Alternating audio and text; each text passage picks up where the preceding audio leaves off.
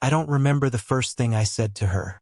I just remember how I stood up straighter when she looked at me, like I had something to prove and no idea what it was. The sink had started leaking 2 days after I moved in. I didn't even want to call her about it, but the carpet was starting to smell, and I figured that was a good enough excuse to hear her voice again. She lived in the unit above mine, not that I ever saw her around much. She was one of those women who made you notice her without trying. Late 40s, maybe. Curvy, confident, and moved like she didn't owe anyone an explanation. I didn't know if she was single, didn't ask. I barely said anything, really, but every time she passed me in the hallway, I felt like I'd just come back from somewhere far away. She knocked twice before letting herself in. "You said the kitchen?" Her voice had this low, easy confidence, like she already knew the answer. I nodded. "Yeah. Sorry, I tried tightening the valve, but..." Her eyes swept across the small space like she was sizing it up, then crouched down beside the cabinet. She was wearing this simple blue dress, nothing flashy, but the neckline dipped just enough that I had to look away, then back, then away again. She worked quietly, efficient, the sound of the wrench clicking, the occasional creak in the floor. I leaned against the counter, pretending to scroll through my phone, but really I was watching her hands. Strong, elegant, wedding ring long gone. "Do you do this kind of stuff often?" I asked, trying too hard to sound casual. She looked up at me then, just a flick of her eyes, and smirked. "Fix leaks? Or listen to young tenants pretend not to watch me?" My face went hot instantly. She turned back to the pipe before I could think of anything to say. When she stood, I offered her a towel. Our fingers brushed, just for a second. The room felt smaller after that. "I adjusted your rent," she said, drying her hands. "Meant to tell you." My heart thudded. "Why?" She looked at me for a beat too long. There was something unreadable behind her expression, like she was debating whether to say it or leave me wondering. The hum of the fridge, the soft ticking of the wall clock. Every sound got louder, more intrusive. Then she stepped a little closer. "Not a lot, just enough." "I lowered your rent," she whispered. "For a reason." That's when she stopped talking. Didn't blink. Didn't move. I didn't either. Just silence between us. Charged. Heavy. The kind that makes your stomach twist, because you know something's shifted and there's no going back. I wanted to ask what she meant. I wanted to lean in and not ask at all. But instead, I just nodded like I understood, even though I didn't. And then she did something I wasn't expecting. She smiled, not teasing, not polite. Something warmer, sadder. Then walked past me, her shoulder grazing mine. Right before she reached the door, she paused. Glanced back, almost like she'd forgotten something. "You ever need anything," she said soft. "Ask me directly next time." And then she left. I told myself not to read into it. Maybe she just meant I seemed responsible.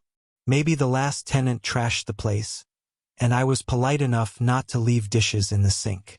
But the way she said it, for a reason, kept circling my head like a whisper that wouldn't die.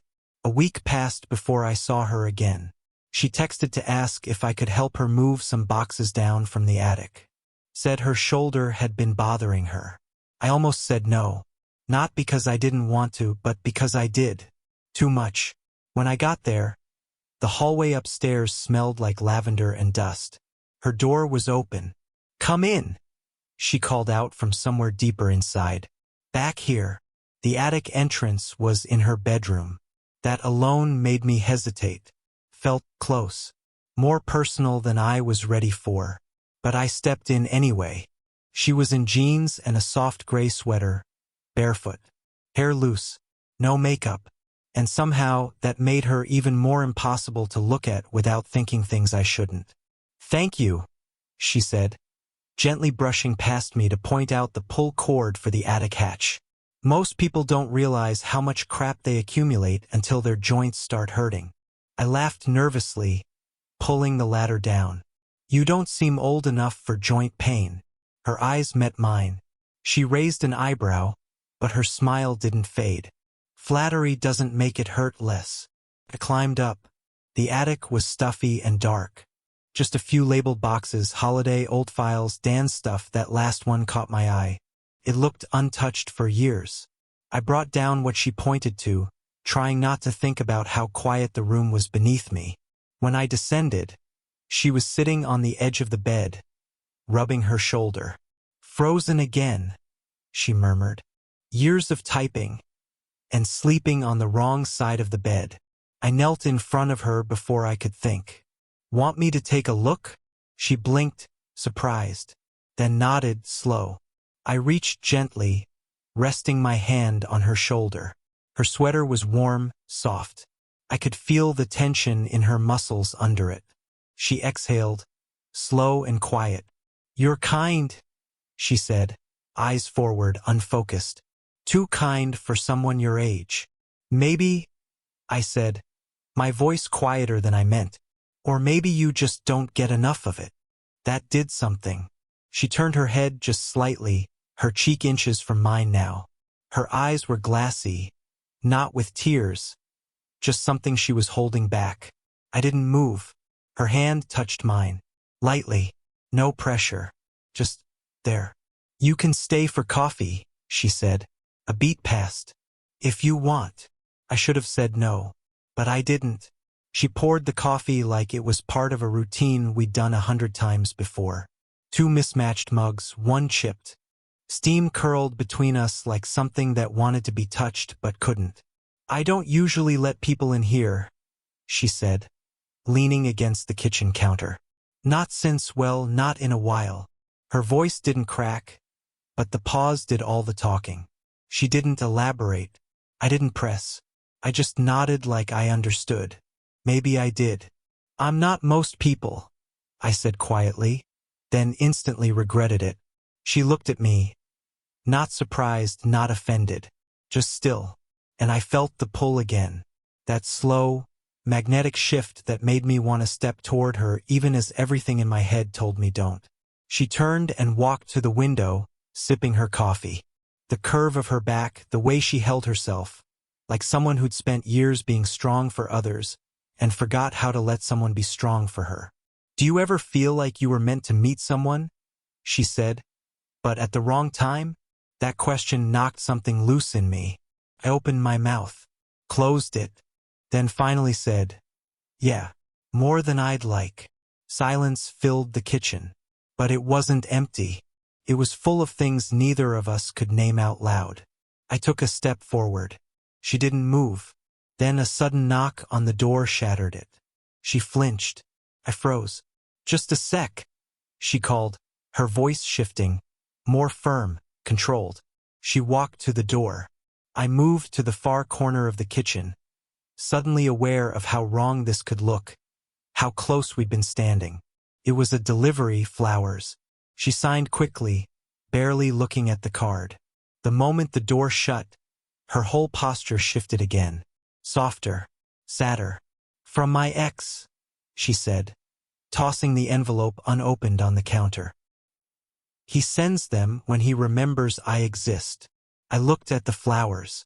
Perfect, lifeless, like guilt disguised in cellophane.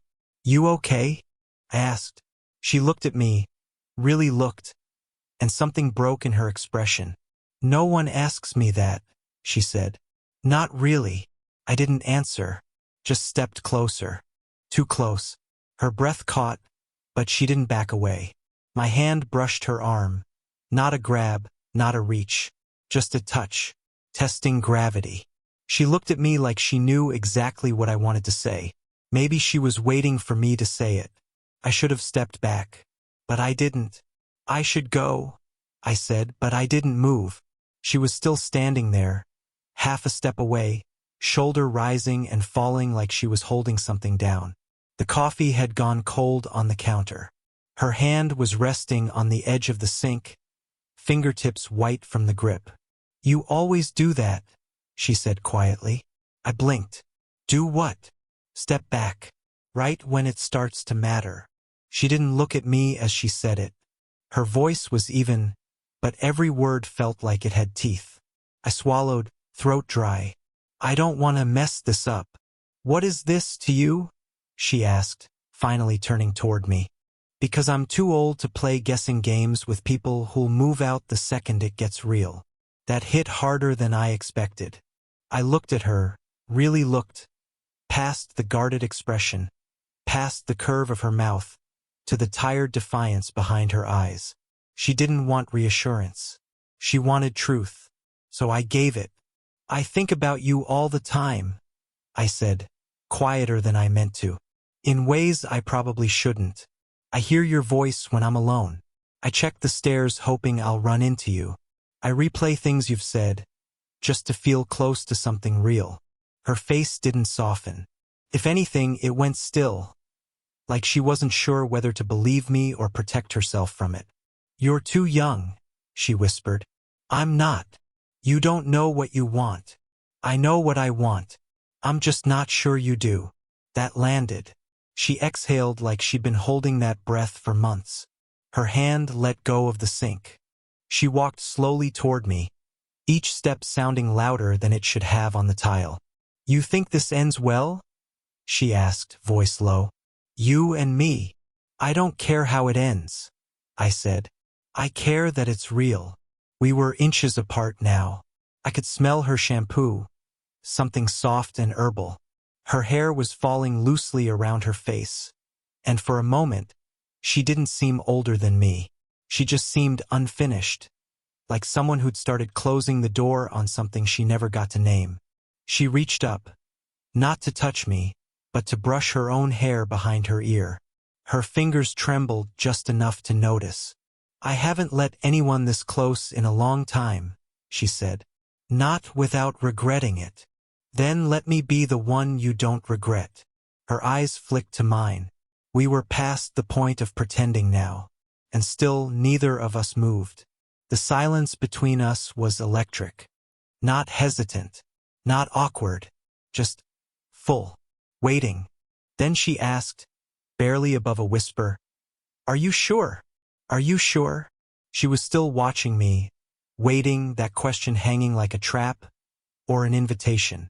And I was about to answer, honestly, recklessly, when she blinked and turned, like something had just occurred to her. Wait, she said, crossing the room. She rummaged in a drawer, pulled out a narrow envelope, already opened. It looked old, creased. Her fingers hovered over it before she handed it to me without a word. I unfolded it. The handwriting was mine. I frowned. What? You don't remember, she said, not accusing, almost amused, and said. The letter was from 4 years ago, back when I was 19, doing community service at a nonprofit tutoring program. One of the older volunteers had told me to write a thank you to the sponsor who funded the program, a landlord in the area who kept the lights on when the city cut funding. It had been a rushed letter, half honest, half awkward, but I remembered signing it. I remembered writing. It means something, knowing someone out there still believes in people like us. I won't forget that. I looked up. That was you. She nodded. I still had it in a box. Found it after my divorce. I'd forgotten about it for years. Then, suddenly it was the only thing in the house that felt sincere. My heart thudded, slow and off rhythm. You remembered me? I asked. I watched you come up the stairs that first day you moved in, she said softly. And I knew it was you. You had no idea. I didn't plan to feel anything. I just thought he's grown up. That's all. I stared at her. That's why you lowered the rent. I didn't do it to get something from you, she said quickly.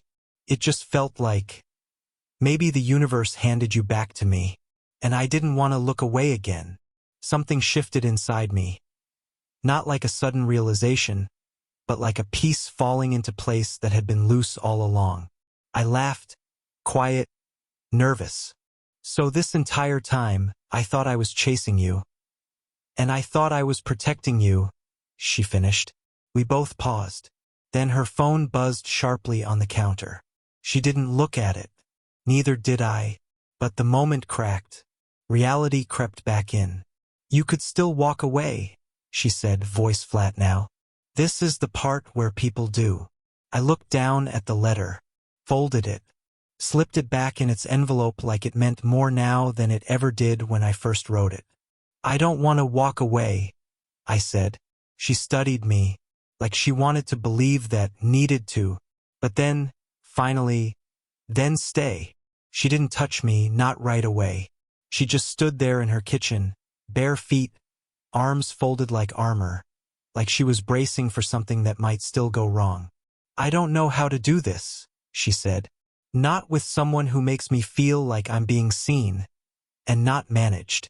Her words hung there. They were raw, and that made them real. And the part of me that once thought she was untouchable now saw every crack she tried to hide, and loved her more for it. I don't want to fix you, I said. I just want to be near you, even when it's complicated, even when you don't know what to say. She finally looked at me, really looked, and something softened behind her eyes. The tension in her shoulders loosened just enough to see the woman behind the careful posture. Not the landlady, not the one with power, not the one who always had answers, just her. I'm scared, she said. Not of what this could be, but of letting it in after I've built so much around being alone. I nodded. I get it. I do. But I'm not asking you to be anything for me. I'm just asking you to stop pretending you don't feel it too. She laughed then, but it cracked. I do, she said, and her voice faltered. Of course I do. We didn't kiss. Not yet. It wasn't that kind of moment. It was quieter than that. Braver. She walked over and leaned into me. Slow, uncertain. Her forehead touched my shoulder. Her hand brushed my side. Light, hesitant. Like she was afraid I might disappear if she held on too tightly. I don't want a secret, she whispered. I don't want to be someone you remember in pieces. I slid my arms around her. Not to claim her, just to keep her safe in that moment. Then let's not be, I said. Let's figure it out. In the open. Even if we screw it up. She pulled back just enough to look at me, her face inches from mine, eyes wet but calm now. No running? She asked. No hiding, I replied. The air shifted. Not a spark, something slower, steadier. Like two people letting down a weight they didn't know they'd been carrying. And that was it, the moment we stopped pretending this was some temporary pull, some passing impulse. This wasn't about rent, or age, or loneliness. This was about finally being chosen back. We didn't fall into something perfect. There were no fireworks, no sweeping background music. Just mornings that started quieter, and nights that didn't end with a locked door between us. She stopped leaving the hallway light on, said she didn't need to pretend the place was just hers anymore. I started keeping my shoes by her door without thinking. We still lived in separate units, technically, but the space between them got smaller every day. The flowers from her ex wilted in the kitchen sink. Neither of us mentioned them again. There were difficult days.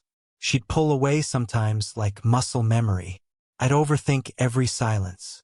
There were moments where I wondered if I'd misread everything, and she'd look at me like she was waiting for the version of me that would eventually give up. But I didn't, and neither did she.